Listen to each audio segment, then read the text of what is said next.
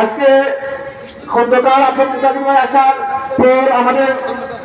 সিরাজুলার এই যে প্রোগ্রাম যাদের আয়োজনে এই প্রোগ্রাম হয়েছে তাদের বক্তব্য দেওয়ার কথা ছিল, কিন্তু তারা তাদের স্বইচ্ছায় আমাদের প্রধানমন্ত্রীকে তাদের বক্তব্য উৎসর্গ করেছেন। ভাই মোহাম্মদ তামরি আহমদ, ইমরান আহমদ, রাহান আহমদ, সাজ্জাদ আহমদ,